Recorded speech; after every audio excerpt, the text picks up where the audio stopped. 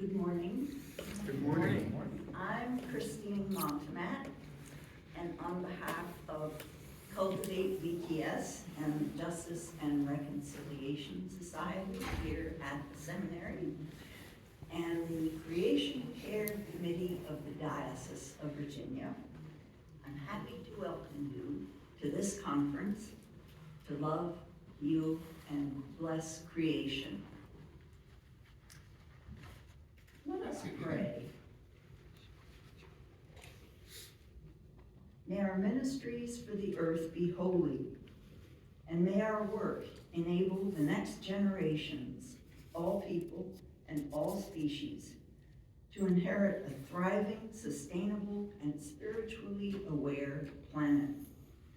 Fill us with warmth, love, and care for this world you entrusted us, as we endeavor in your name. Amen. Amen. Could I have a show of hands, please? How many of you have experienced some effect of climate change?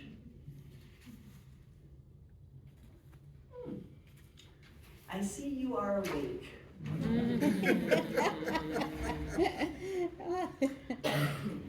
30 years ago, Wendell Berry wrote this: "Our destruction of nature is not just bad stewardship or stupid economics or a betrayal of family responsibility.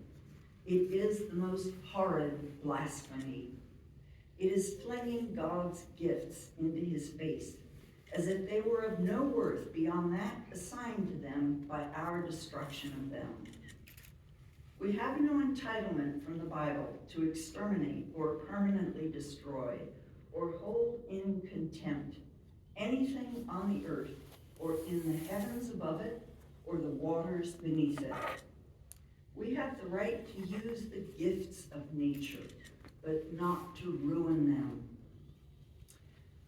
or waste them.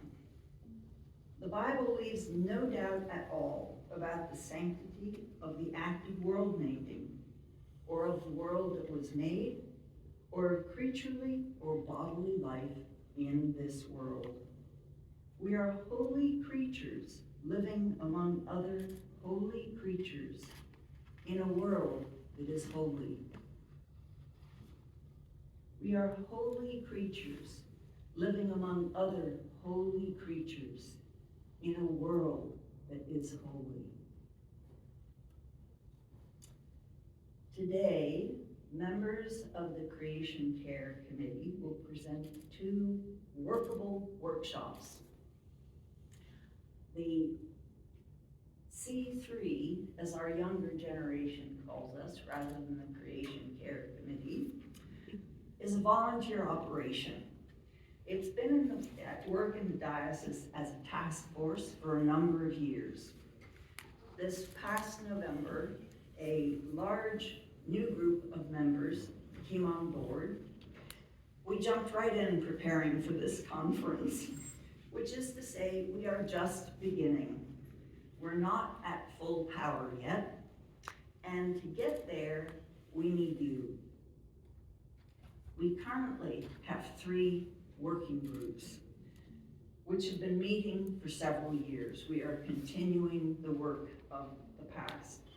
These working groups are mostly community members, such as yourselves, people who care deeply, but for some reason don't wish to committee.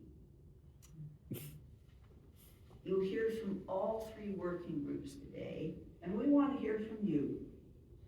I'm part of the Habitat Restoration Group, and we focus on how our churches can use their land responsibly to support God's gift of nature. After lunch, you'll hear from the Energy Efficiency Working Group. Buildings account for about 30% of planet-warming greenhouse gas emissions. So everything we can do to reduce that will save money, will save suffering, and will save lives. Our closing session today will be led by the Spiritual Resilience Group, which hosts an annual webinar and 2 book reading groups a year during Lent and the season of creation, as well as doing this work at church. Do try all of this at home. We hope today will begin conversations between all of us, people and parishes.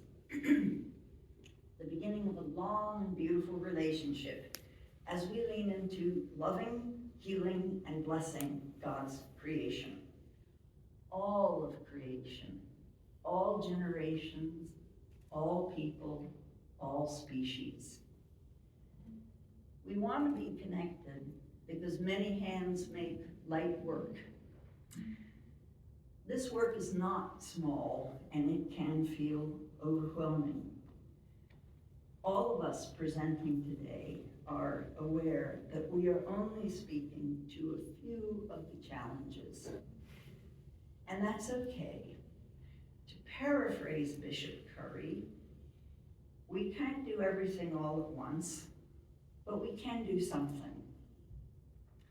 Going forward, we, the committee, want to incorporate more work on environmental justice, which addresses the harms done to marginalized communities, for example, by hazardous waste and resource extraction, the downstream of our modern ways of living. The long-term injuries of industrialized environmental damage in marginalized communities are now multiplied by climate change. We are here for the future. I would like to introduce a special guest from the Virginia Department of Environmental Quality, Dr. Gwen McCrae, who is the Environmental Justice Coordinator for Northern Virginia. And she is at work, so you can talk to her. And now I'm very pleased to introduce our keynote speaker, Father Jemonde Taylor, joining us today from Raleigh, North Carolina. Father Jemonde led St. Ambrose Church through a remarkable process of adaptation to the burdens of environmental injustice. Please welcome Father Jemonde.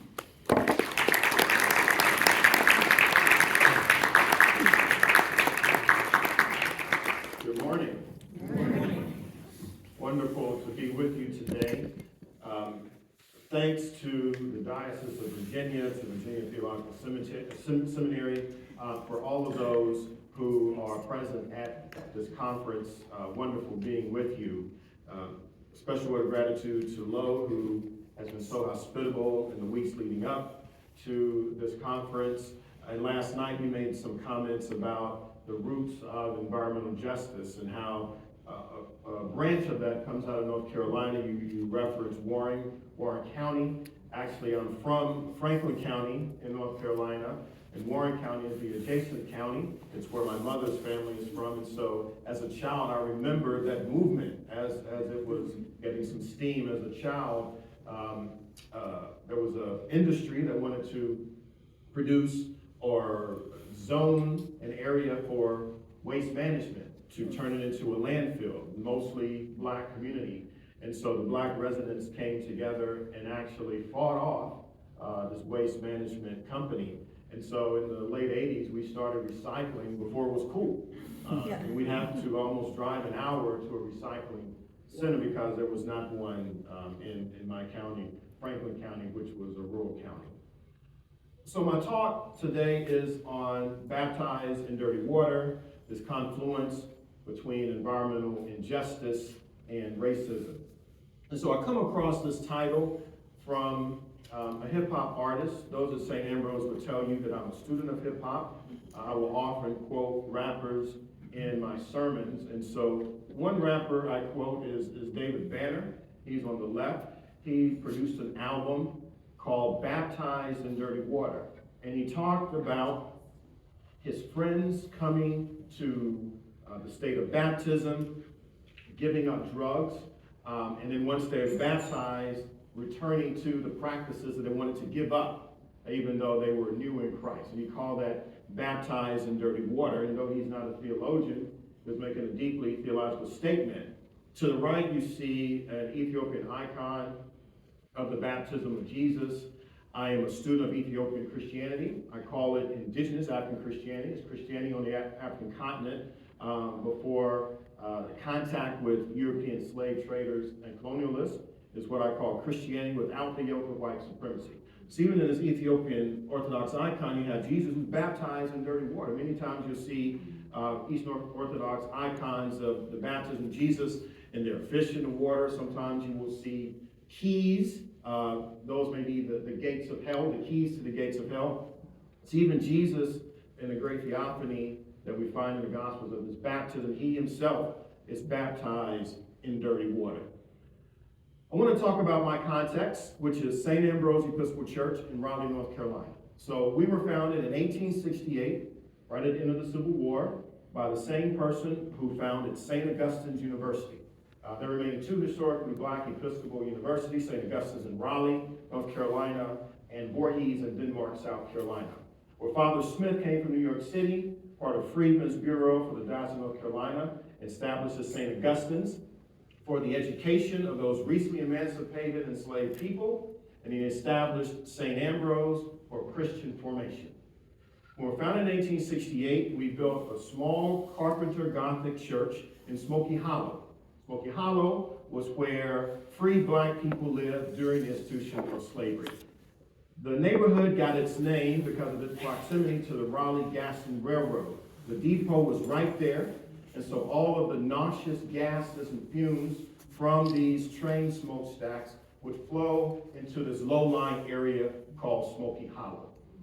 So though we don't have respiratory data from 1868, it is reasonable to assume that the black people in that neighborhood suffered more from respiratory disease than larger populations. Even the EPA in its 2021 study said that African Americans are almost 40% more likely to have respiratory impact because of where they live. They live close to highways or in areas that have air pollution. And so that was our genesis. In 1898, a couple of things happened. January 6th is seared into our psyche, first as Episcopalians because it's the Epiphany, but also what happened not too far from here in Washington, D.C., an insurrection. Well, in 1898, in Wilmington, North Carolina, there was a successful insurrection. A white supremacist mob storms the governmental offices in Wilmington, North Carolina. They oust the duly elected mayor, they oust the duly elected town council, and institute their own white supremacist mayor and white supremacist council, and then they go and burn the black community.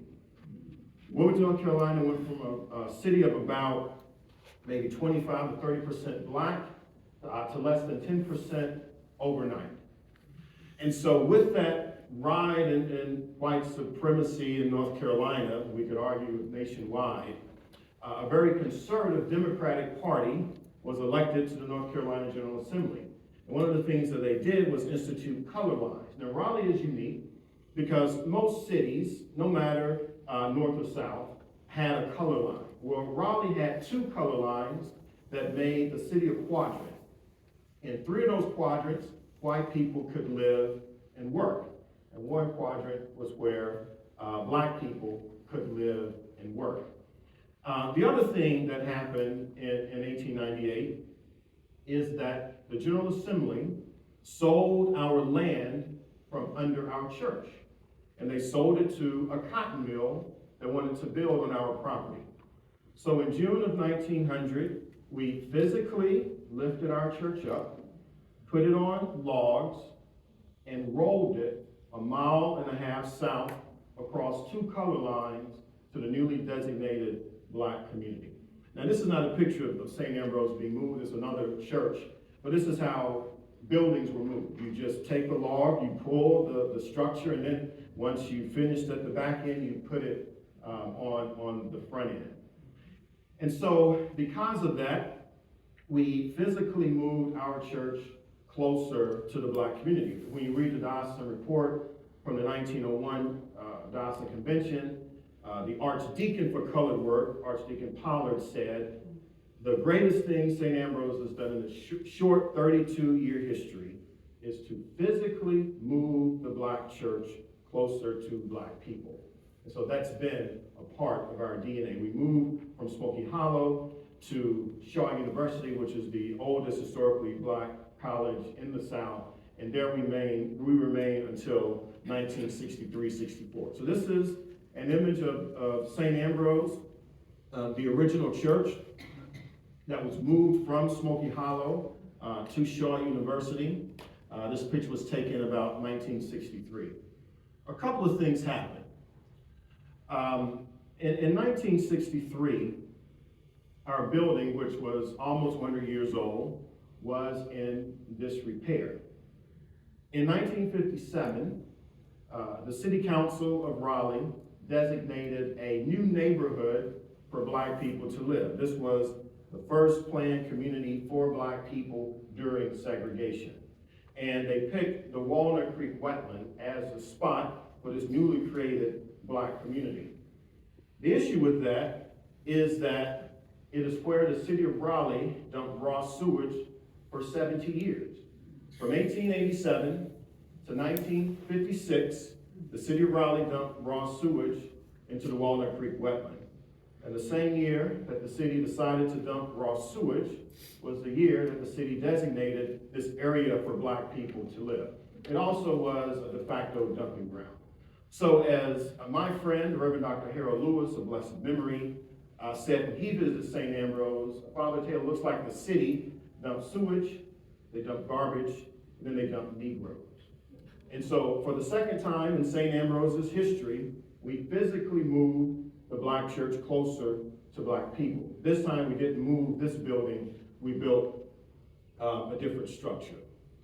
And so this is just some drone footage of Rochester Heights, which is this planned Black community in the Walnut Creek wetland. And so I already mentioned about how the Walnut Creek wetland is where the city dumped raw sewage and garbage. One of the impacts from moving there is that there was flooding then, and flooding remains. So I'll just talk a little bit about the wetland. The wetland is really a marvel of nature. There are so many diverse plants, animals. We have mink, top left mink. We did a capital campaign. One of my church members, who's always a kidder, says, "Father Taylor, you don't need a capital campaign. Just let me take my gun and hunt some mink. That's all the money we want."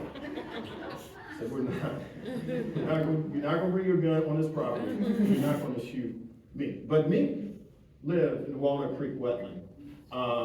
You have deer, white-tailed deer. You have ruby-breast hummingbirds, great blue heron live in the wetland. And then the bottom left is lamprey, which is a saltwater freshwater fish, begins in the Atlantic, swims upstream to the Walnut Creek wetland, where it lays eggs, and it returns back downstream into the ocean. So saltwater, freshwater fish. All of this and more in the Walnut Creek wetland. This is an image of Rochester Heights. This is the community that the city zoned. You can see the elementary school Fuller.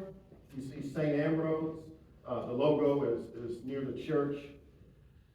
And then this area, 39 acres for Black people to live. So all of the rectangles and squares are parcels of land where either houses currently are or used to be.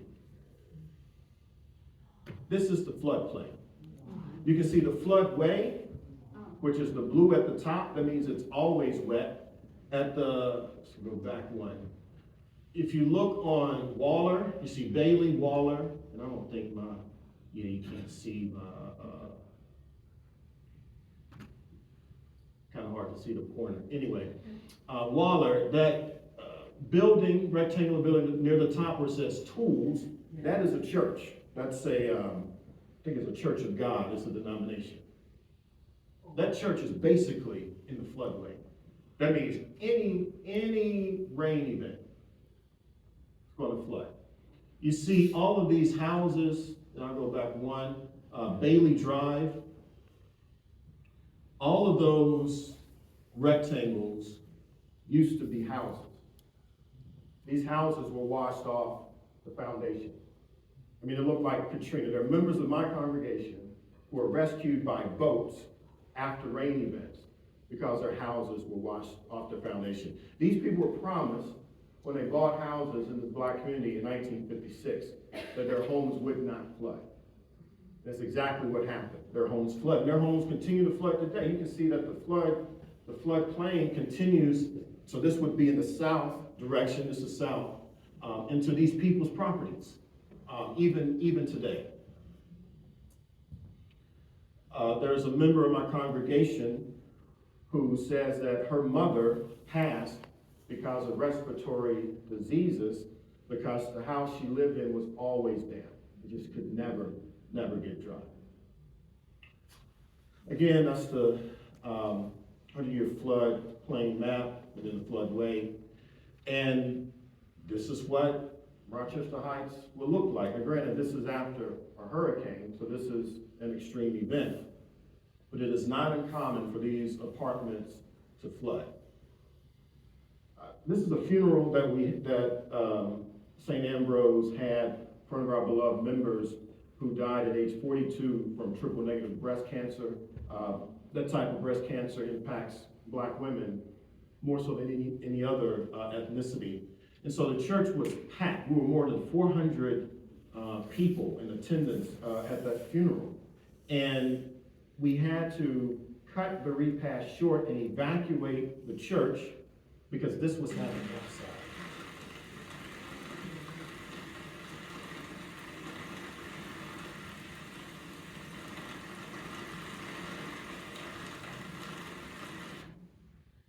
Nearly all of the roads that led to St. Ambrose that day, that Saturday, looked like this. And so we made people leave.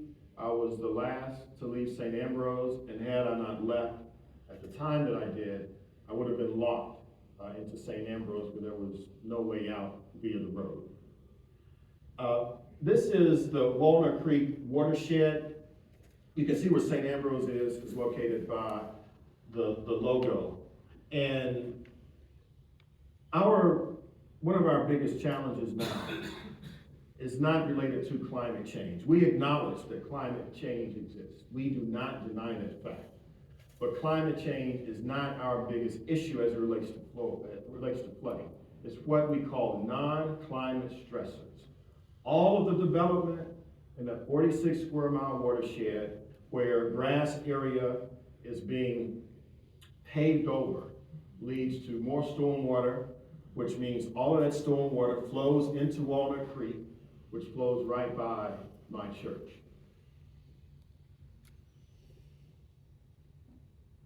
Short film.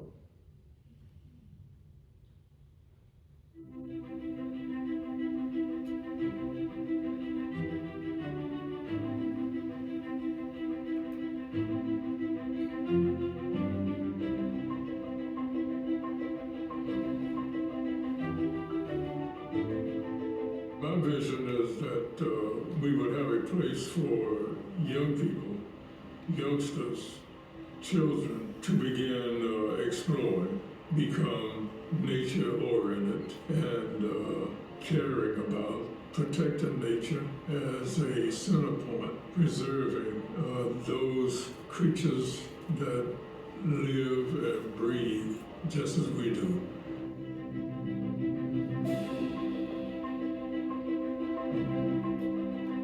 I got the idea that we need to create a destination park in Southeast Raleigh, and that park ought to be the Walnut Creek Wetland Park and Center.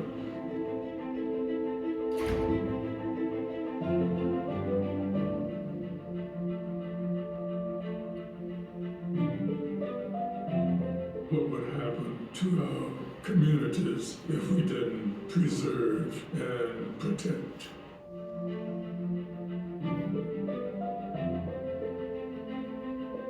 I want to welcome you, everybody, to the Walnut Creek Wetland Park. And welcome you here because we have a beautiful center in Southeast Raleigh, which is something that's never been done before.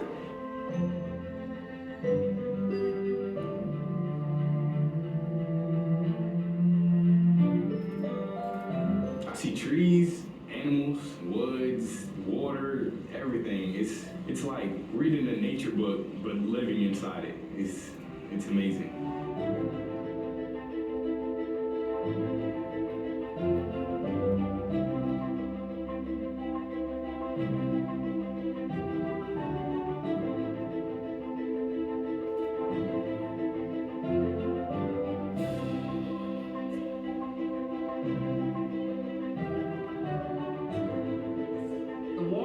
Wetland Center is on the only high ground in that particular area.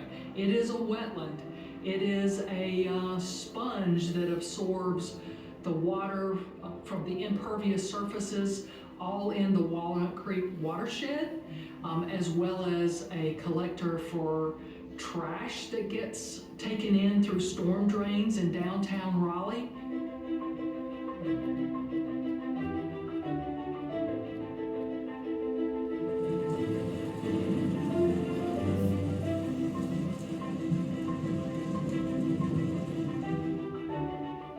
To show how you could build a building, any building in North Carolina or Raleigh, that was environmentally responsible. Every drop of water that falls on this site is either collected in a cistern or goes to a bioretention area and is filtered before it gets to Walnut Creek. We have porous paving in the parking lot that allows the rainwater not to run off, but to percolate through. We have plantings in front of the building where most of the stormwater collects that help to filter the pollutants from that water.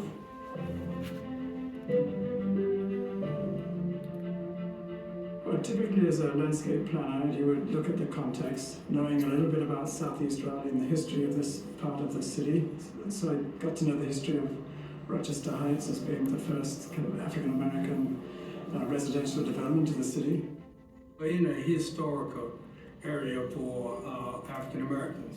Here you have Rochester Heights, which is one of the oldest ones. Then you have Biltmore and other communities that was built before the new community. Partnerships have been a really important part of the story of carrying out Dr. Camp's vision. And this group of partners has really understood that nature isn't just some destination that we go off and visit. It's really an integral part of the community that we live in. And we started out as Episcopalians for environmental justice, and we ended up partners for environmental justice. All of the members of our committee came to us because they were interested in help clean up this area and produce a park. They wanted to help this community become a better community, knowing that integration had set in. They were willing to join us. When I came to the first meeting, I could see black and white people working together kind of in equal measures, which was not very common at the time. And there were people from the neighborhood, and there were people from other congregations that were quite distant from this area.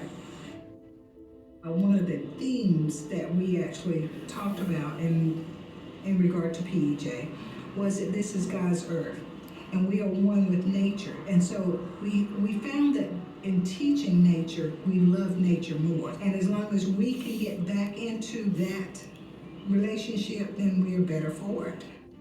PEJ's effort was to address the flooding in Rochester Heights, pick up tons of trash from the wetlands.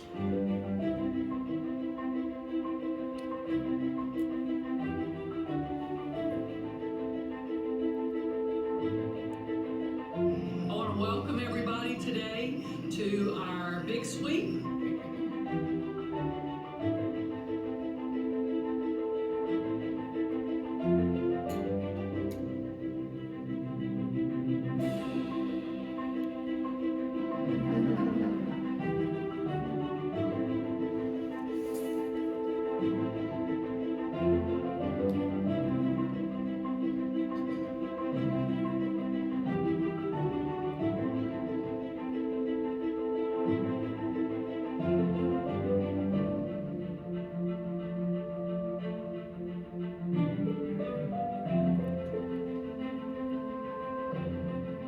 For Environmental Justice is really about the nonprofit organizations, faith-based organizations, landowners, and government organizations. The city of Raleigh has become a really important partner in this work, and the park staff has worked really hard in the last few years to help make this vision a reality. What makes this place special, I would say, obviously, because it's an urban wetlands. I mean, that is the unique aspect of this place. Not only that, but it's just beautiful. To everyone who did preserve this, I thank them greatly because they've given me an opportunity to find my own place in nature and able to realize that nature isn't far away. She's just right behind us, and like, I just thank them a lot. I feel good that we are here and that we are sitting in this building that we pushed for and got in this setting. I feel good that we have succeeded.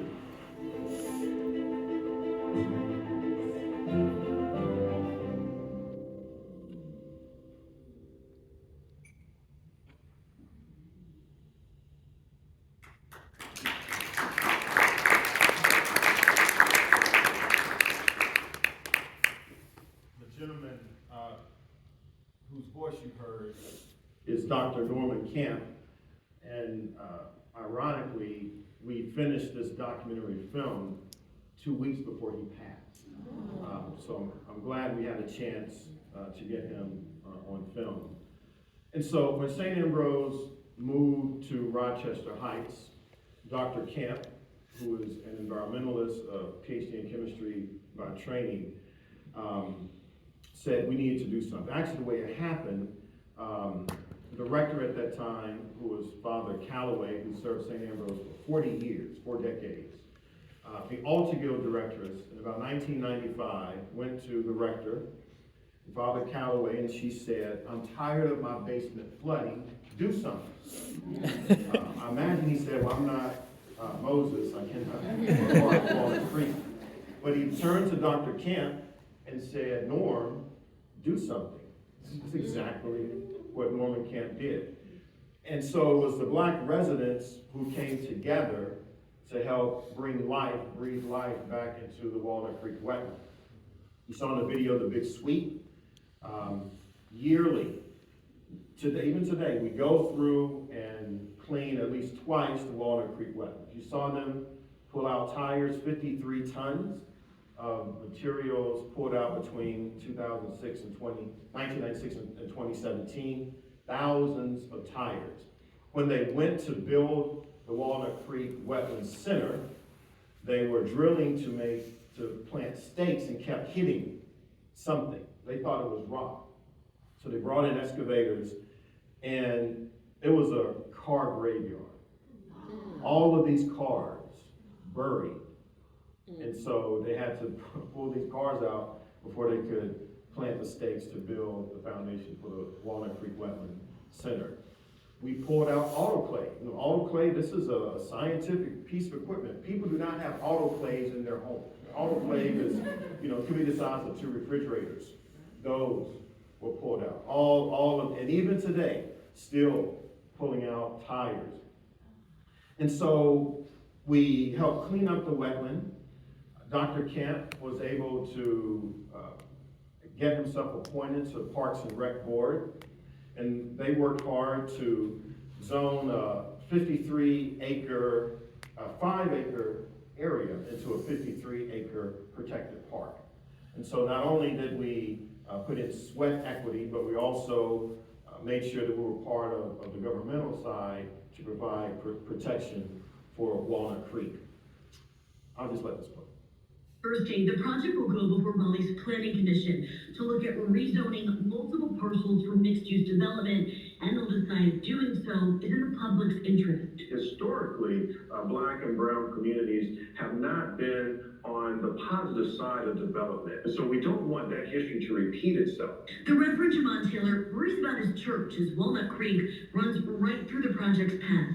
In a meeting last month, developer King Realty said they're seeking the help of environmental agencies to manage that floodplain. If the development goes through with unmitigated stormwater, I am convinced that St. Ambrose will flood because it is only 7/10 of a mile upstream from Walnut Creek. And we all know that water flows down. So in 2020, one of the largest developers in the Southeast, not Southeast North Carolina, Southeast United States, King Realty, proposed this, a 145-acre development straddling Walnut Creek, only 3,000 feet upstream from St. Ambrose. And you do not have to be a stormwater engineer to know that if you take 80 acres of forested area and raise it and pave it, all of that water is going into the creek. These are some of the other metrics. $38 million square feet of new development, making it larger than downtown itself. Several hotels, a new stadium that would seat 20,000, about 6.8 gallons per day of wastewater increase. This was the proposed development upstream from St. Ambrose. When I found myself in the meeting in August of 2020, in the pandemic, and hearing the developer put forth this plan, the person presenting, when it came to stormwater, said, there is no downstream flooding impact.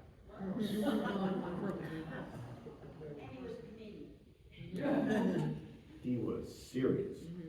And so St. Ambrose was in the process of forming a new nonprofit, a part of the Industrial Areas Foundation, IAF, Community Organizing. We were just getting ready to found that organization after 4 years of conversation.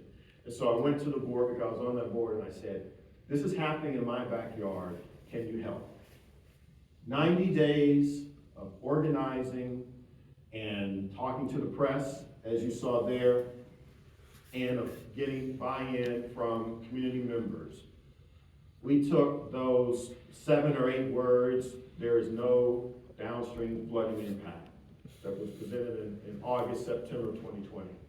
And by the time the rezoning request went to the city council in December of the same year, there was a 1,500-word document that outlined all of the stormwater considerations that are part of this development. And then we also worked with the developer to get a $2.5 million grant matching fund from the developer's coffers. And though that funding would be used to help mitigate flooding in 6 flood-prone areas downstream from the development site.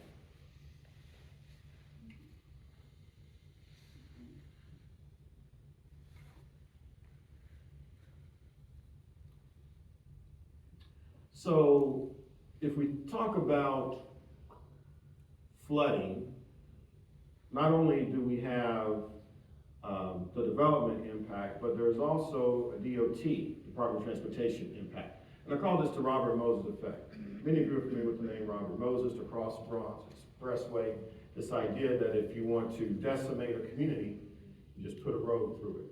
And so once upon a time being 1992, Rochester Heights, which is to the north, before 40 interstate came, and then the south is Biltmore Hill. So all of this was one black community. And if you were to visit, you could not make any distinction between Rochester Heights and Biltmore Hills. Technically, they were 2 different communities, but in practice, they were actually one big community. Well, Interstate 40 comes through and bisects the community, and then the slant or the cant of the road is toward already floodplain Rochester Heights. So the DOT in bisecting this community also increased the possibility or added to the flooding impact. So as it relates to stormwater, if you take a parcel of land that is not developed in a rain incident, you will get a container of water for that rain incident as far as runoff. Once you pave it, 18 times that amount. So the increase is significant. And so the outcome of that development, as I mentioned, the downtown south, was that we had two groups from St. Ambrose. One was Partners for Environmental Justice. That was the group in the short film that St. Ambrose started in 1995. That began as the Episcopalians for Environmental Justice, but we changed because we found out that we needed to expand our partnership outside of the Episcopal network. So PEJ and One Wake, which was that new community organizing effort that was founded in fall of 2020, came together and partnered with Kane Realty to make sure that the development as it went forward would have these stormwater considerations baked into the rezoning requirement. Let me talk more specifically about St. Ambrose. So St. Ambrose has had in its DNA environmental injustice and environmental racism baked in from its founding, 1868 in Smoky Hollow, respiratory. Then you fast forward to 1965, the building of the church in its current location, flooding. And so we always have, as a part of our questioning, how can we be more ecologically minded? What is the impact? So in 2016, St. Ambrose launched a capital campaign, a 3-year capital campaign that was not ecologically focused from the beginning, meaning we did not set out to have an ecological capital campaign. But as we moved through the campaign, that's exactly the way it shifted. And so one of the things that we did is that we installed a couple of rain gardens to help take the water runoff, filter it before it rolls or goes into Walnut Creek. We looked at our water usage, and we completely revamped our water system, allowing us to save or use 80% less water, primarily through changing our piping and toilets. We put in water-filtered water fountains, just like the one near the restrooms here, with counters, trying to decrease our bottled water usage. We installed low emissivity protective stained glass or protective windows on the exterior of the church, even though those windows were much more expensive than your regular windows. The church leadership thought it was important enough to install those windows to both protect the stained glass and to lower our energy consumption. Because what it does during the summertime, it makes the inside of the church not as hot. There was a time at St. Ambrose on the stained glass windows, which faced west, before we installed that protective glass, you could not touch the stained glass. It was simply too hot, and it served as a radiator. Now, it doesn't matter. And so in the wintertime, it actually makes the church a little bit warmer, and in the summertime, cooler. We increased the amperage on our HVAC system. The higher the amperage, actually the lower the energy consumption. So all of these, we redid our insulation. All of these things for our capital campaign, both interior and to our property, to make sure that we try to increase our ecological footprint.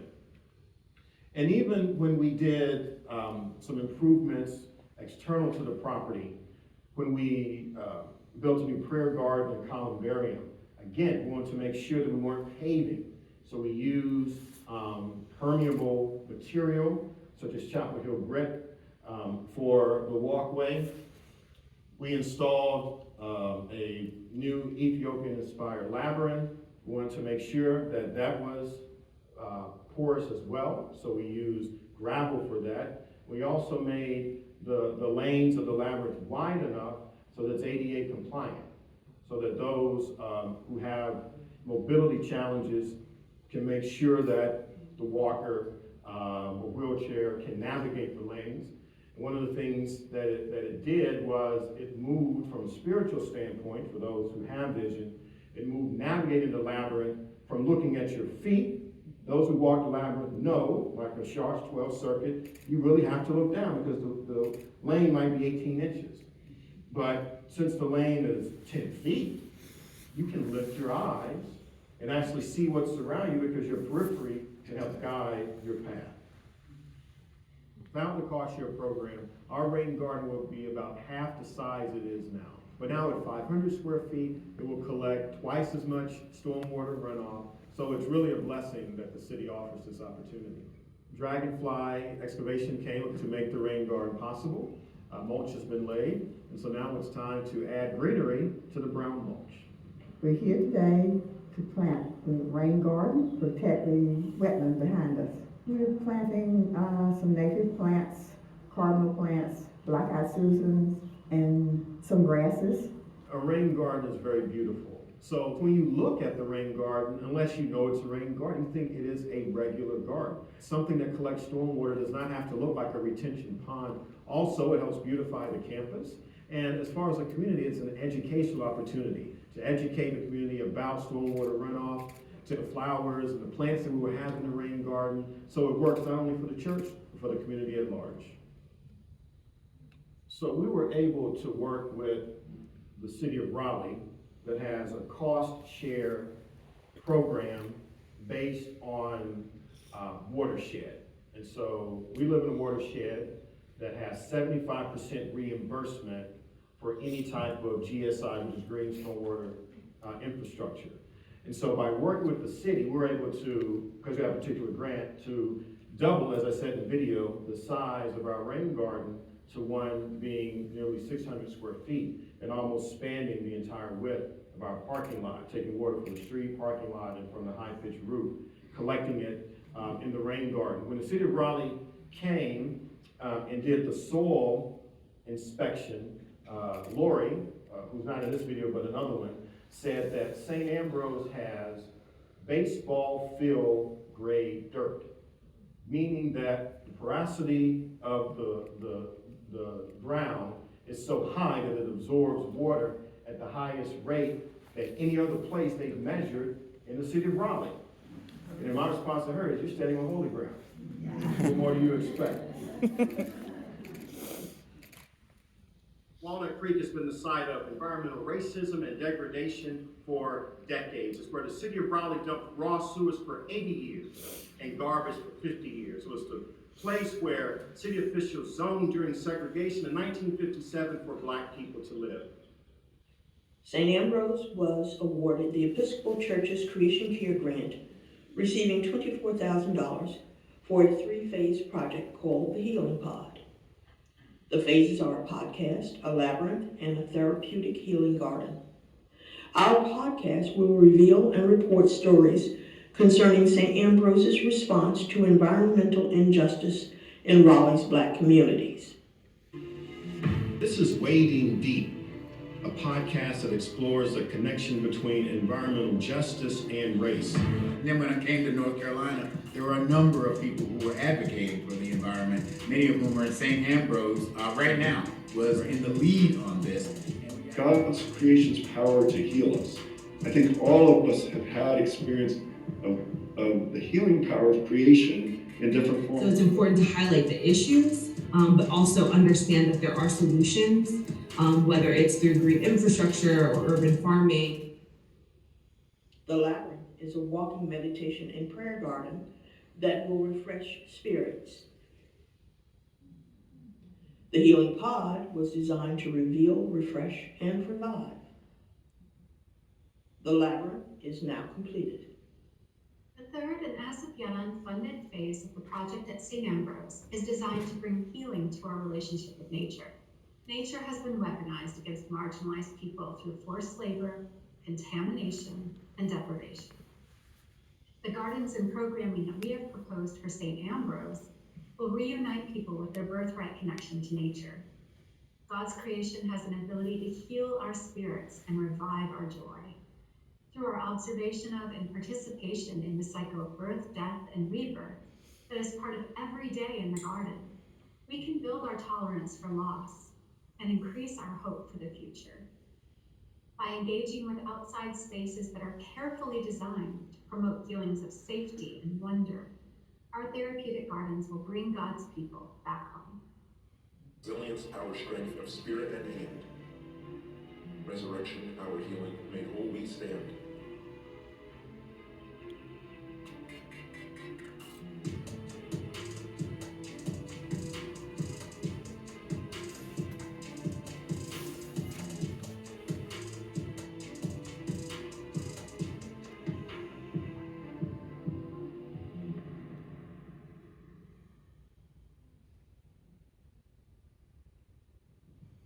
In 2021, we received the highest grant amount from the Episcopal Church for the project, the Healing Pod, which, as the video said, was in 3 phases: the Wading Deep podcast, the Ethiopian-inspired labyrinth, and then the Healing Garden.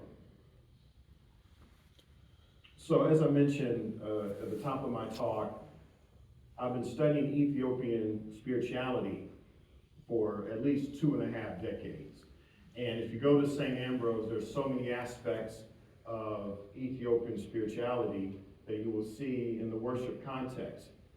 Now, when people see this labyrinth, they say, Jemonde, I guess you designed this and you told your people to go in that direction. It's actually not true. It shows the importance of setting the culture and then letting that seep in. This labyrinth was designed by a church member, and she came to me after the design was completed and said, we researched and found this Ethiopian-inspired labyrinth. We think you would like this. I said, absolutely right. I do like this. So I had no hand in that at all. The Healing Garden. So the 3rd phase of the grant was the Healing Garden. When I came to St. Ambrose in September of 2012, I met Dr. Norman Kemp, who was featured in the video. And Dr. Kemp spent all day with me. He walked me around the property. We walked over to the Walnut Creek Wetland Center. He told a story about growing up in Southeast Raleigh and there always being the smell of sewage because the city was still dumping garbage there as when he was a young man. He talked about one of the reasons he was an environmentalist was because of his experience growing up. And so as Dr. Kemp is spending the entire day with me, I had a vision of 4 dispensations. Now, the first dispensation was the time pre-European engagement. This was when the Siouan and the Catawba, the indigenous people, the Native Americans, the First Lands people, lived in harmony with nature. I call it pristine, whatever the word pristine means in that context. That was the first dispensation. The second dispensation was European contact and really the degradation and destruction of the wetland. The third dispensation was when the city of Raleigh zoned Black people to live in an area where it dumped sewage and garbage. And then I envisioned a fourth dispensation where the land that was healed by Black people would then work in concert with Black people as a way of providing healing to the community. And that finally came into fruition in 2022 with the Healing Garden. We are using therapeutic horticulture and horticultural therapy as a way of addressing the mental health needs, the emotional health needs, not only of the congregation, but of the larger Black community. So just to look at terminology a bit, all of us in this room today are therapeutic horticulturists because we can enjoy being in nature. We might not be trained as a therapist, but we find being in nature therapeutic in some way. Now, horticultural therapists are people who have training in therapy, psychology, who also have horticulturalist bent. So we are using both of those. And it's showing up in our healing garden, which is in our courtyard. We have a number of plant beds. Some are raised higher than others, so that they are ADA compliant in this context. And we grow a number of fruits and vegetables. We also have plantings, and we work with both therapeutic horticulturalists and horticultural therapists to come in and walk alongside people. So what does this look like? I would say that the Bible, in our context, is a book called The Well-Gardened Mind. Anybody know this text? You know this text.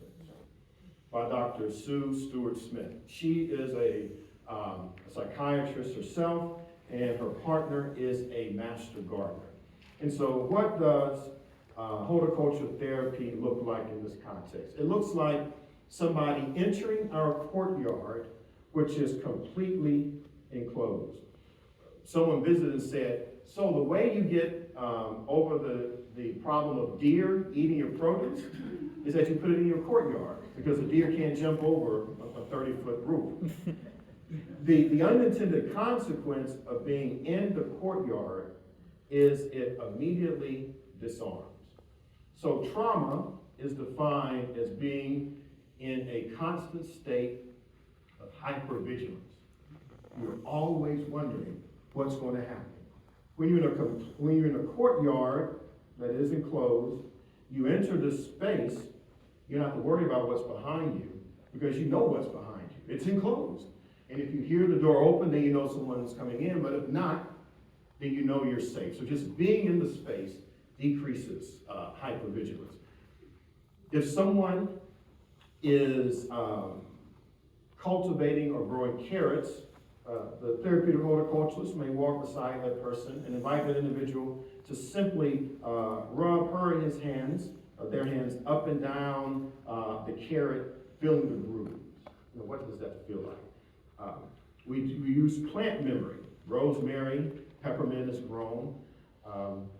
Inviting people into a sensory exercise to see what association do they have with the smell of rosemary. So all of these engaging the senses, walking beside people, thinking about ways of how to interrupt trauma, which by definition is by being in a constant state of hypervigilance. How can we lower that a bit?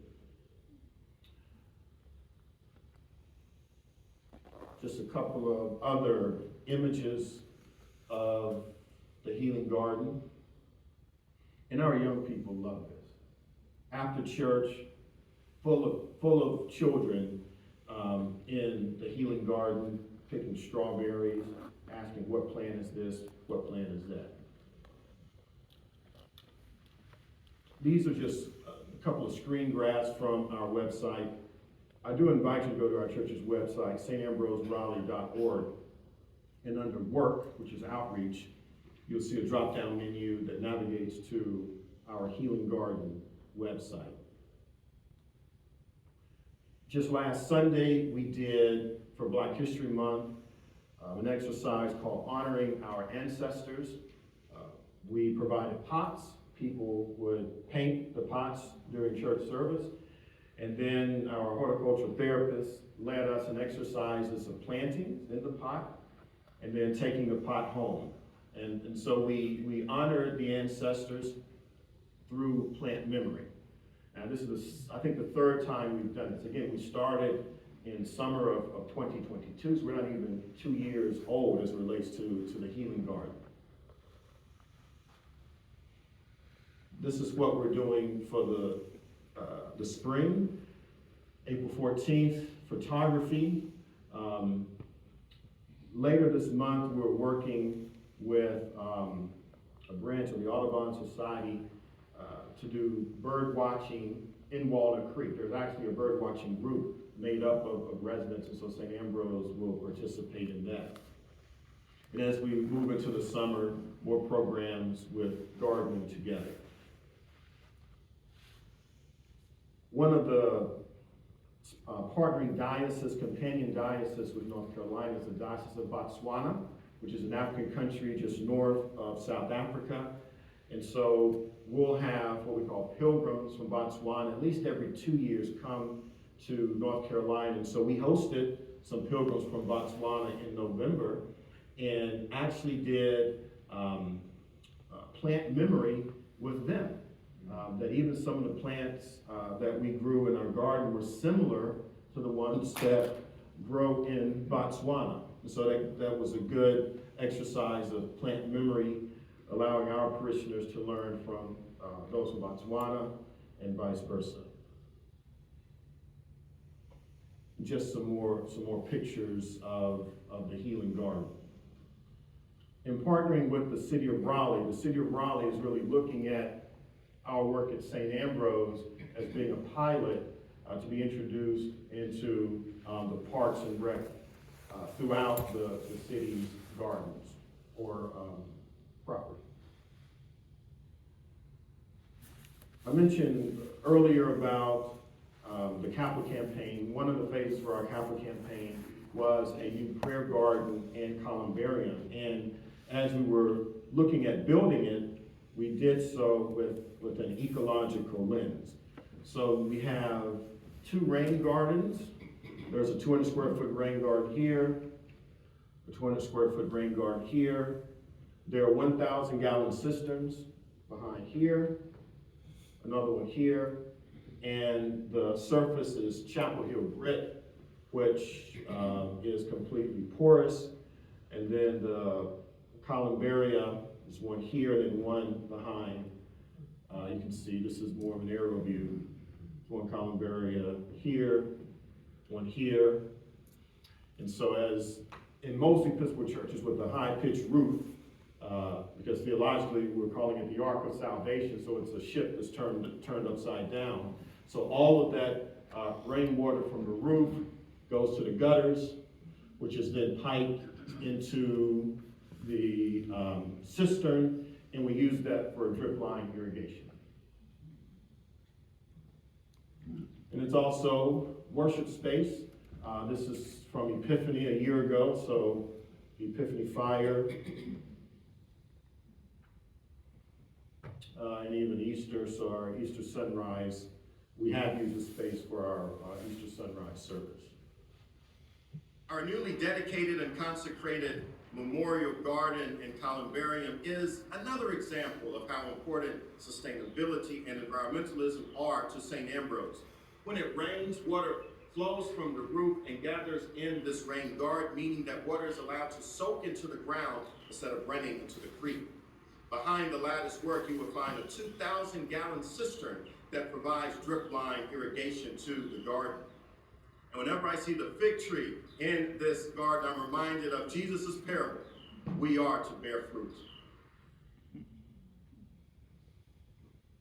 We had a new church member in 2018, moved from Charlotte to Raleigh. And as I met with her, she was really captivated by the story of St. Ambrose, our response to environmental injustice. And so she wrote an ebook called Unearthing Inequity that takes the words from Dr. Camp and takes some of my reflections, newspaper articles, and puts it into this ebook. Again, you can find this on our website. It's also registered with the Library of Congress. So I've talked about water. I've talked about air pollution. Let's talk about noise pollution. And so we know that urban areas experience more noise pollution. That makes sense. We also know that Black and brown communities tend to suffer from noise pollution at higher levels more than other communities. And so a sound engineer at NC State, who was African American, a woman, worked with us and set up the instruments you see on the right. This is a sound piece of equipment used to measure decibels. And we had those on our property, I think, for almost 2 months. And, the kids thought it looked like some aliens or something. And so Sound Around Town was a sponsoring organization, and she measured the decibel level, and to no surprise, it was higher. You saw the interstate, which I mentioned earlier, This is a zoomed in view, the interstate that bisects these two historically black communities. And it's not 150 feet from this home to interstate. And St. Ambrose just on the other side of that. Heat map. So in 2020, the city of Raleigh did a heat map study. And the thought before the city did the study was that maybe 2 degrees difference in communities.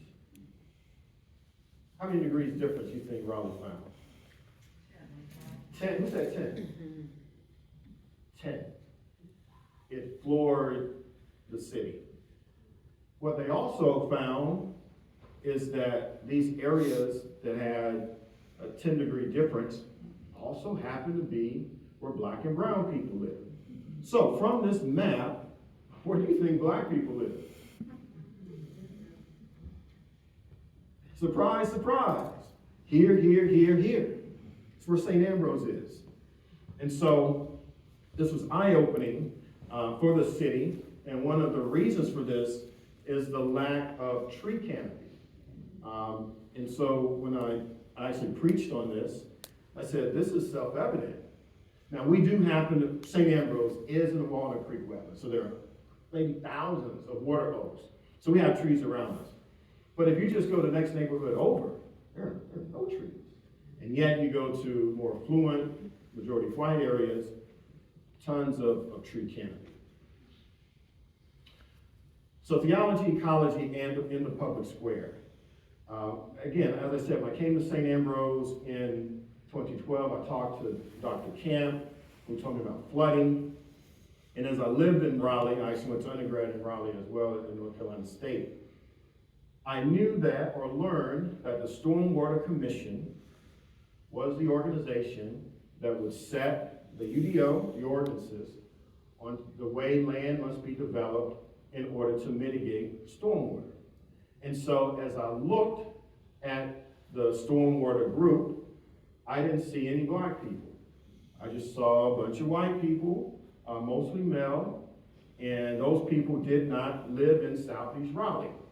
And I said, here we have an organization that is charged with mitigating stormwater, run by people who don't live in any area impacted by flooding, but rather are making rules that impact me. So I went to the mayor and I said, you need somebody from this community to be on this board. And she appointed me to that board. So I appointed in 2019.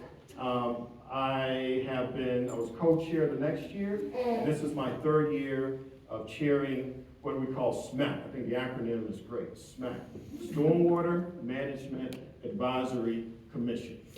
And so we concentrate on water runoff and the impact of stormwater, wherever stormwater finds itself. And the SMAC manages a $14 million budget that is used to do both, look at the quality, or talk the 2 Qs, the quality and quantity of runoff. Since I've been chair of SMAC, and when I was vice chair, I've been very clear that my top goal is to engineer equity into the system. There's a ranking that SMAC uses to prioritize projects.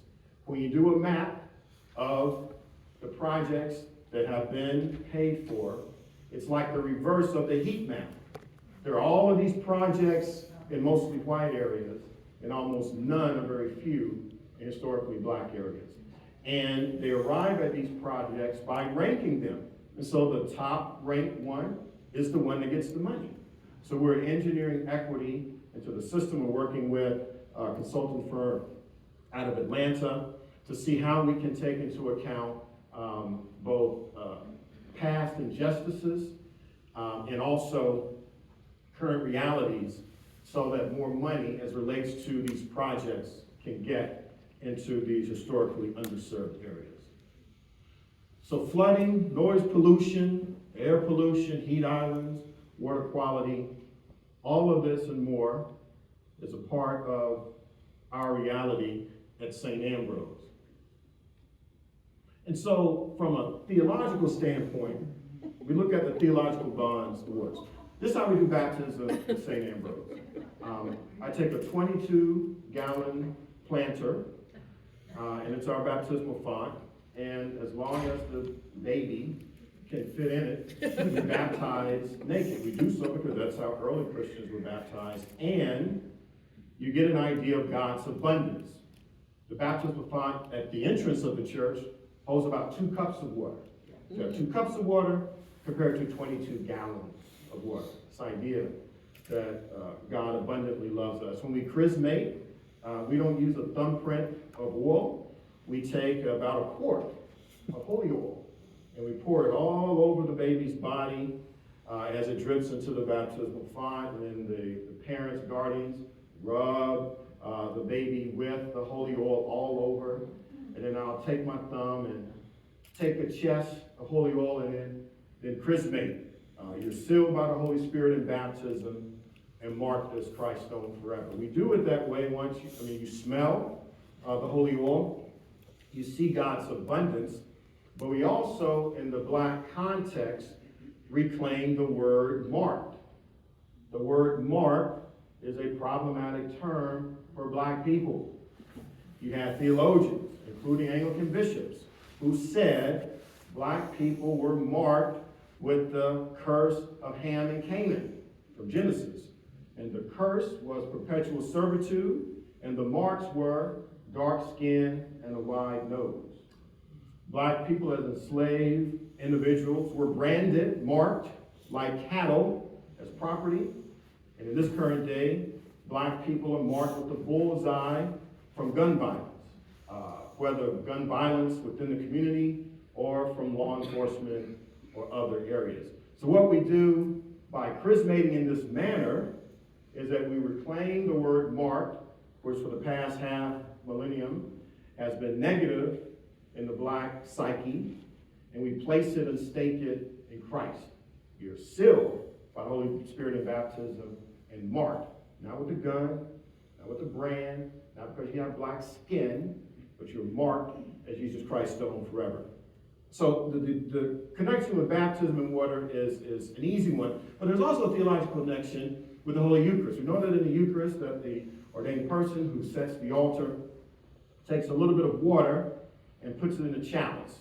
So there's several reasons for that. Wine in the chalice symbolizes the blood of Christ, that's obvious. We know that when Jesus hung on the cross and the soldier pierced his side, what came flowing was both water and wine. Water symbolizes us, people, and so when you commingle water with wine, you cannot uncommingle or discommingle. It becomes part of the body, or in this case, the blood of Christ. And so in Jesus becoming human, he does so, as Athanasius says, so that we might become divine. So there's the water association with baptism, and then also the water being commingled in the chalice, symbolizing the people.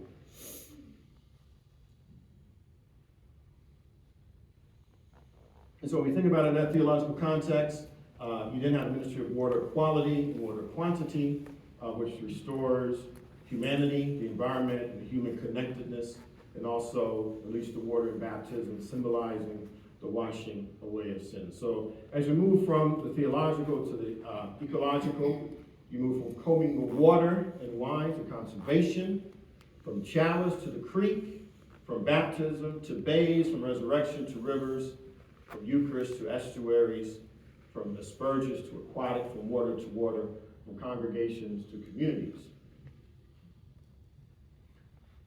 And so to close, just this image from Revelation 22, the river of life, which has a tree that is somehow rooted on either side as the river is running through it. That is our ultimate goal. At St. Ambrose, we know that we live in a broken world. We know that we will not achieve this until we see Jesus again, and yet we continually work toward that.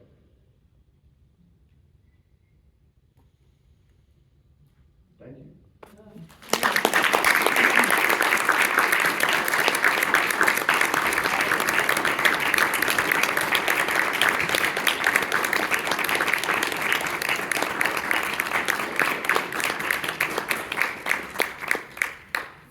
Thank you so much, Father Jemonde. We now have about 20 minutes for questions. Karen and I will be mic runners, so just raise your hand and we'll come to you. In the back. So who manages and maintains your healing garden? We have Kristine Horton. We have Kristine Horton, who is a landscape designer, who is a church member. She is the one who manages it. So we're blessed to have a landscape designer who's a member of the church. So she also is in a graduate school studying to be a therapist. So she's making that transition to therapeutic or horticultural therapy as well. And she has a group of volunteers. She's been great in working with the city of Raleigh to make sure we have some city support and from the community as well. So it's just not on one person or the congregation, but on a group of volunteers. So another. Okay. Thank you. That was really just wonderful, and thanks for your great work. So my experience is that developers don't actually work in secret, but they certainly don't publicize the prep work behind major projects. And I was super impressed that you were aware of that project even going on. Shows some political astuteness. How did you figure it out? Like, it seems like you got in before City Council had moved to all but, approving it. So how are you aware of that? And how are you in your congregation continuously aware of political maneuvers by really powerful people? Being in community organizing helps. So in the city of Raleigh, which is not the case for all cities, once a project is rezoned, after then, you really have no say. It has to be something monumental to change it. And so we realized that in Raleigh, chiefly because we're starting this community organizing group as a part of the Industrial Areas Foundation. And so one of the philosophies of organizers, you have organized people and organized money working together. And so we had a staff with IEF that researched and already knew, because they had been working in Durham and other major cities, how the process worked. And so we knew that if we did not get these considerations in the rezoning, that by the time the backhoes and excavators came, it was too late. I had already built a relationship with the mayor and several city council members, as well as county commissioners as well.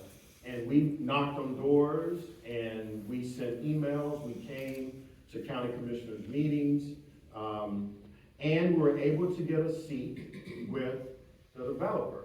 And one of the ways that happened in this Zoom meeting, where the executive said there was no stormwater consideration, I used a principle from IEF, which means you always engage with power.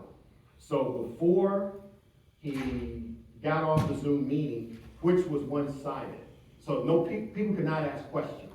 You could type in the chat box, you couldn't ask questions. And so in the chat box, I said, will you send me your cell phone so we can talk? And he did. And we sat down and we talked.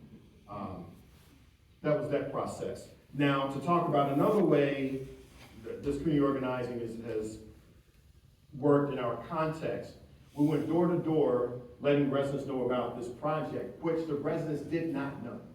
As you said, they didn't know about this because a developer, underground, stealth, gets rezoned and then you become public.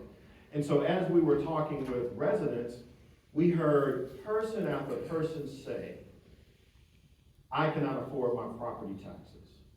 And we met one individual who said, my grandfather purchased this home. In 2024, I will sell the home because I can't afford the property taxes. And we asked, well, where are you going? I don't know. Some places I can afford, which is almost an hour away, one or two counties over.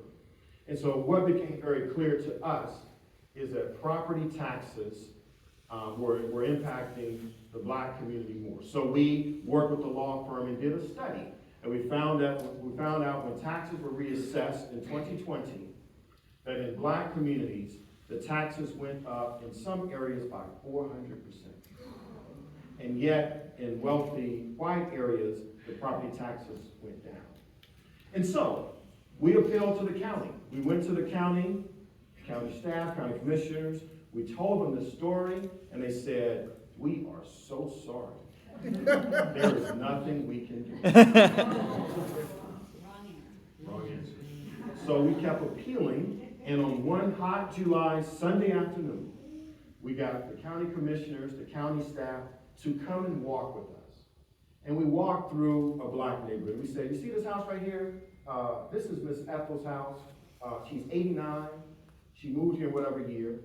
And beside her is this mansion. And this mansion is outpacing this shotgun house." And so we spent 4 hours, sweltering heat, walking. That was transformative, because the same people who said in February they couldn't do anything, by August said we want to set up seed money, $5 million, to help with property taxes in those areas that have been historically underserved, with the promise of increasing that to $40 million for the next fiscal year.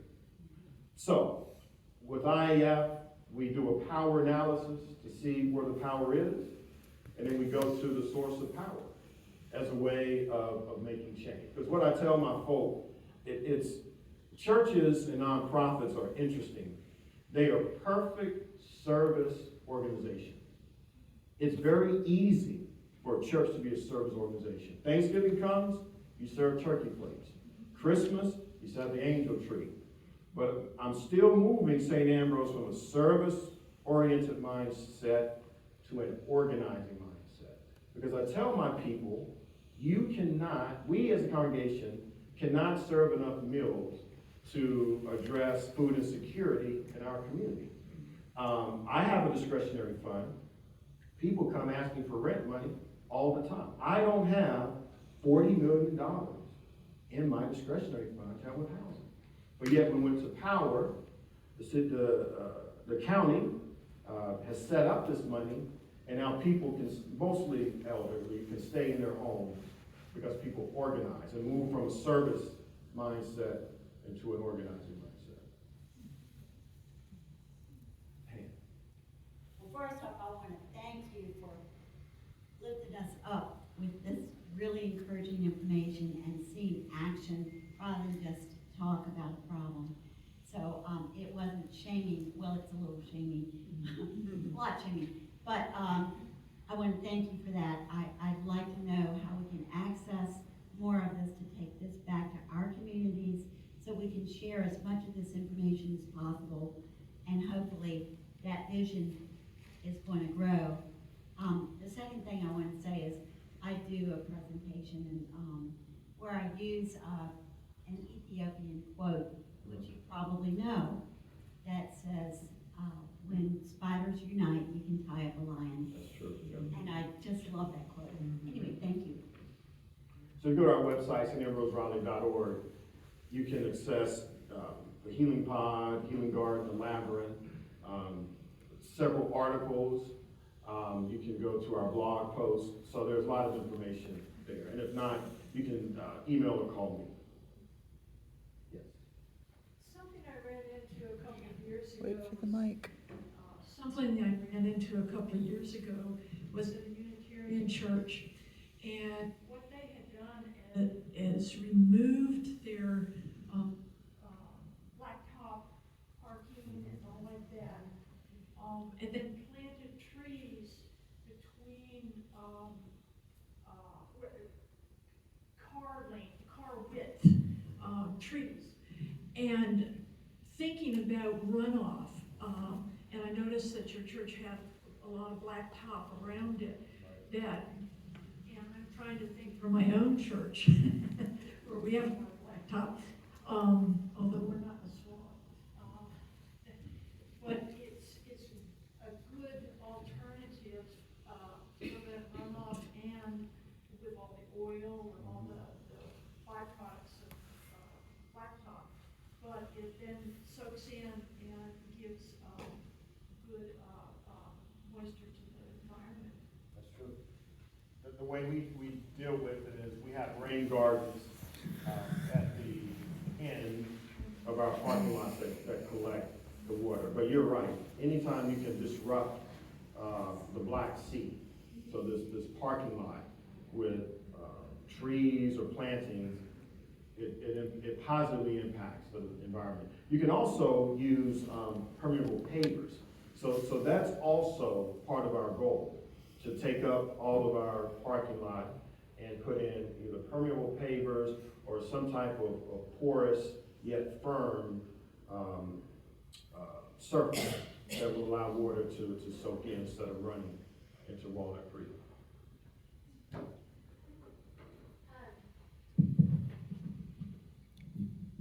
My name is Kelly, I'm an environmentalist and so forth. So are you actually, what kind of certifications have y'all earned additionally? Like the EPA Energy Star portfolio manager has their Energy Star, building. Have you looked more to be more of that advocacy for that program? Of course, Interfaith Karen White has her cool building, congregation. So what else is on your next to-do list? So you mentioned the EPA. The EPA was at St. Ambrose and Walnut Creek Wetland Park, April of last year, so 2023, and designated the Walnut Creek Wetland Park as its 21st Urban Waters Partner. So EPA has only given 21 designations in 21 years. And so we are the 21st, which opens up the possibility for funding and partnership. So that's more on the Walnut Creek Educational Park side, not so much on St. Ambrose side. On St. Ambrose side, we have not looked into some of the things you mentioned, and that would be a growing edge for us. Yes.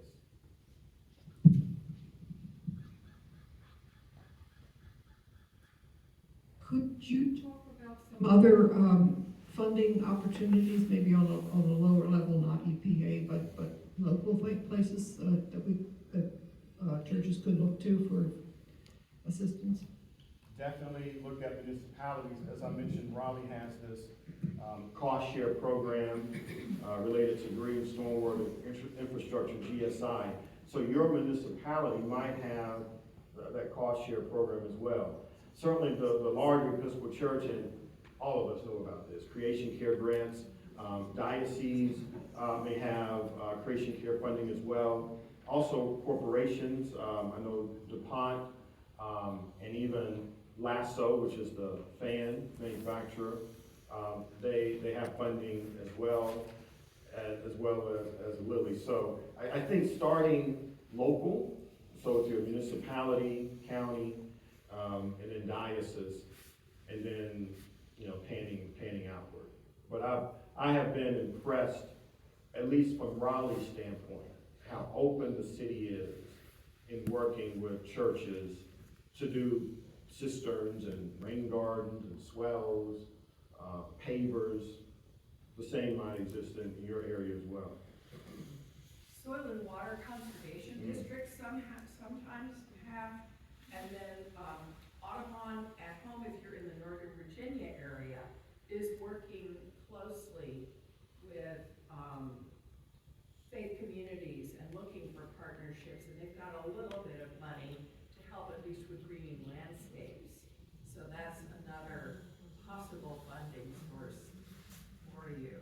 There's a group called the Faith Alliance for Climate Solutions. They have a kind of group that's gathering regularly, and they talk about things like this, so that's another place to find out. Question over here. Thank you, Father Jemonde.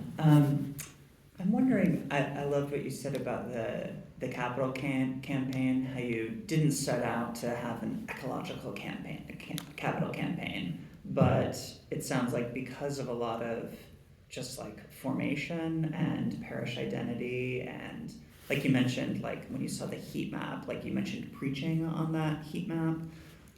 So I'm wondering if you might share with us just like how it sounds like a really holistic kind of like, right? Like it's not just kind of a quick little fix. You preach one sermon and then all of a sudden environmental justice happens, which would be cool, but I don't think you're that powerful. But could you maybe say something about like how and obviously you've inherited a parish with this history, but like what kinds of things have you seen holistically in like Christian formation broadly, in preaching, and it just sounds like there's kind of all of those things are firing at St. Ambrose. So I'd love to hear you share something about that. Thank you for the question. When we look at Christian formation from a child standpoint, so Sunday school, our Sunday school curriculum is based on ecology. And so part of the curriculum, and I know somebody's going to ask me what's the name, it escapes me, but I can get you the name. Part of formation happens in a healing garden, happens on our property. And so that's, with our young people. I do preach on any number of subjects that impact our community. My whole preaching series for the month of July was on mental health and therapeutic gardens. And so I took the scriptural text, I took the well-guarded mind and put them together. I worked with the landscape designer who's a member of our church, and she and I helped craft my sermon series for July. When it comes to the liturgy, each month our Aspen Jones Intercessory Prayer Ministry comes up with the theme for the month. And so our litany each month, so the same in each month, Sunday in each month, is based on gun violence.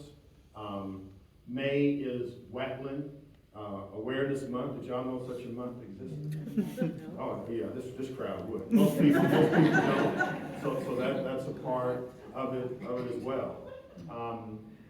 And I argue. So one of the questions I often get is, you seem very busy. All of us are very busy. And don't your parishioners critique the fact that you're on Stormwater Commission, or that you do work or volunteer for the larger church, or that you're doing community organizing? And my response is, in the Black community, that is expected of your minister, no matter denomination. So my people expect me to have a public face and to engage outside of the walls of the church. And so it's expected that I preach on whatever's happening, because that's what Black ministers do. Because we are woven into the fabric of the community. And so you're right, it is holistic. It's just not from the pulpit. It's how we pray, it's how we baptize, it's how we celebrate Eucharist. At St. Ambrose, we do not use bleach white host.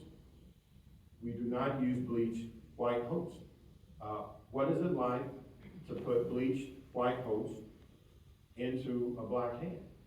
And why are we chasing purity and putting it in terms of whiteness? What is it like for the celebrant to stand at the altar, to hold a bleached white host and say, repeating the words of Jesus, "This is my bleached white body given for you.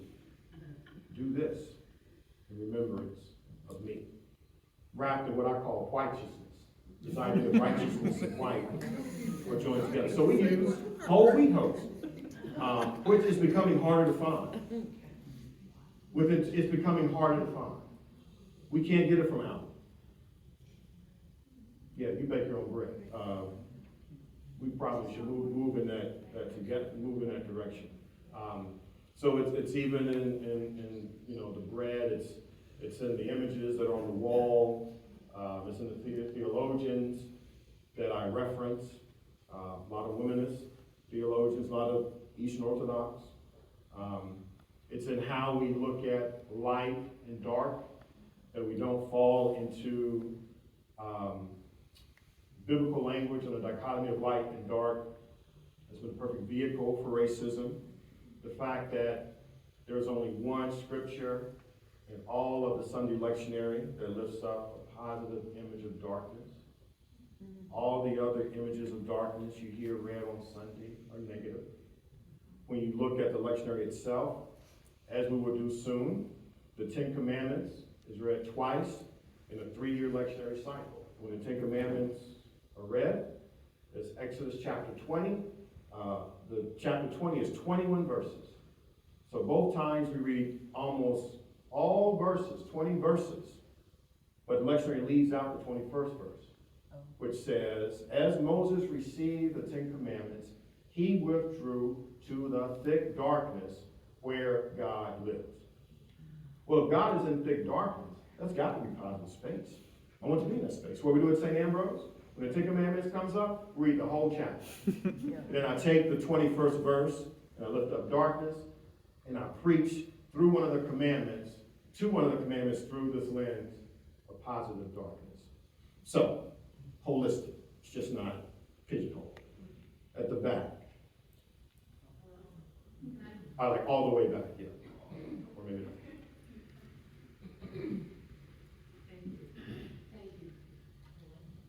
Thank you so much for all your work, all your vision.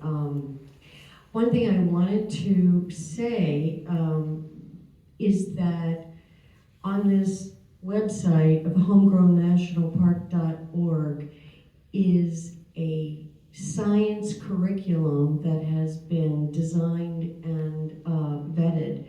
It's called Symbiotic Schoolyard, and it's now available to everybody across the nation. If you just go on homegrownnationalpark.org and you can get it. It's got all the handouts for kids in the middle school grades to learn about it. And not only do they learn about nature, ecology, etc. in the classroom, but part of the curriculum is to go out into the schoolyard and recapture some of the land and learn how to plant, etc. So it's an extension of the great work that you and Walnut Creek in particular and St. Ambrose is doing.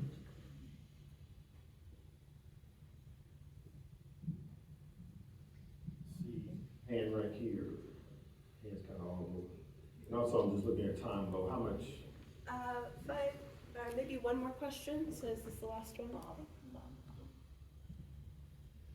First, again, thank you for your presentation. Just amazing, worth getting out of bed and coming here this morning. Very educational and inspiring. I have many questions, but I'll just ask 2. Is the large stadium development still going to go in very close to your property? And when I looked at the map of the wetland, it looked like within the wetland is NC State? Yes. If so, what role is that major icon within Raleigh for what I think of the role NC State University plays in the Raleigh landscape? I didn't hear a lot of them participating in these initiatives, so I'd be interested to know what role they play. Yeah, you asked a very good question. So I'm an alumnus of NC State Mechanical Engineering, and NC State is doing a fair job of trying to right the wrongs. This autoclave machine, yes. we guess, imagine it came from NC State. We can't prove it. So the design of the Walnut Creek, let me just use this. The design of the Walnut Creek Wetland Park was done via NC State. So NC State engineers and landscape architecture, School of Architecture did that. And I'm having a hard time finding this. I guess it's not important. We're moving on. Here we go. Can I get this?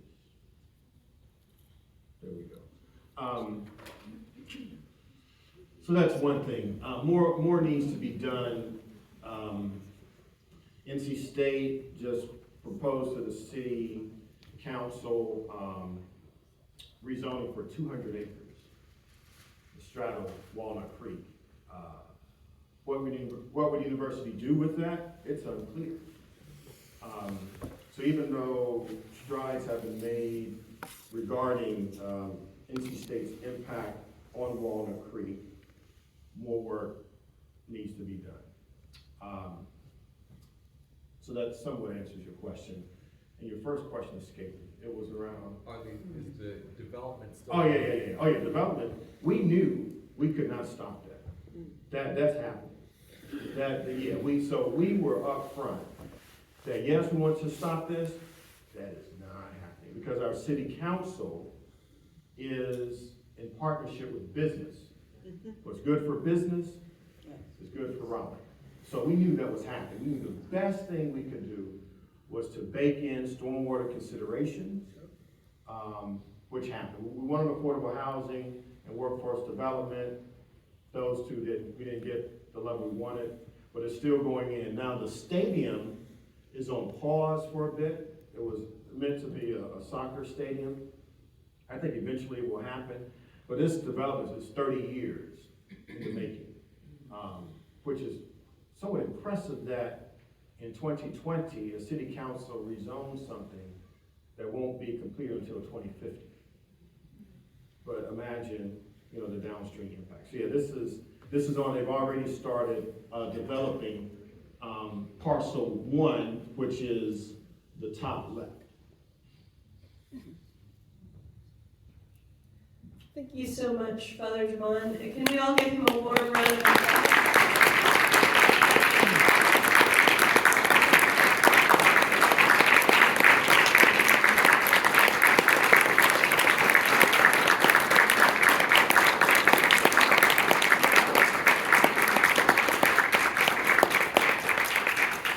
We're so grateful that you made